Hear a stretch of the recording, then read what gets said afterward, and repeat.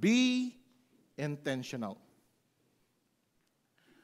Moses exerted effort to be at the top of Mount Sinai and spend time with God. The person who is intentional, he is more than willing to sacrifice. The person who is intentional, he is willing to exert effort. It doesn't matter how difficult it is, because he is intentional of what he wants to achieve, then he is willing to sacrifice. You know what's the effect of being intentional is this: letting go of what you have and gain what you don't have. Letting go the desire of the flesh and gain the desire of the spirit. Letting go the urge of the flesh and gain the urge of the spirit. That we're willing to let go the desire of the flesh that God hates. We're willing to let go those things that is not pleasing and acceptable to God and gain the blessings from Him. Are we willing to let go of those things we love so much, but God don't love it? Are we willing to let go of those habits that is not pleasing to Him and gain the new habit that is in Christ?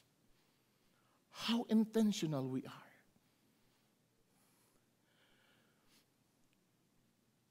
There are concept of winning war. And the first concept of winning war in the battleground is during the Old Testament time. If one city would not surrender or will refuse to surrender, what they will usually do, the army, they will encircle the city, and they will cut off the water, and they will cut off the supply of the food. And I tell you, in few days, in few weeks, this city will surrender. Why? Because they have cut off the water supply and the food supply. The second, winning the war against cancer. You know what? No, each and every one of us have cancer. Cancer cells, I mean. The only way that the cancer cells would be active in our body is when we supply food to the cancer cells. And you know what's the food of the cancer?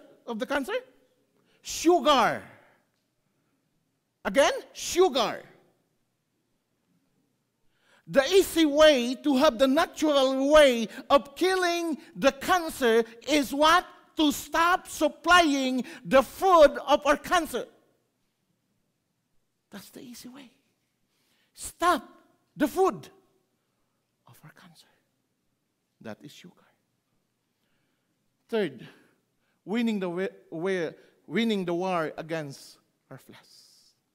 The only way for us to defeat the desire of the flesh is to stop supplying the food of our flesh, to stop supplying what we want in our flesh. We want pornography. No, the only thing to stop is to cut off the supply, and that is pornography. That could be gambling. That could be your habits. That could be anything that supplies the flesh. We need to stop that in order for us to defeat the desire of the flesh. Cut off.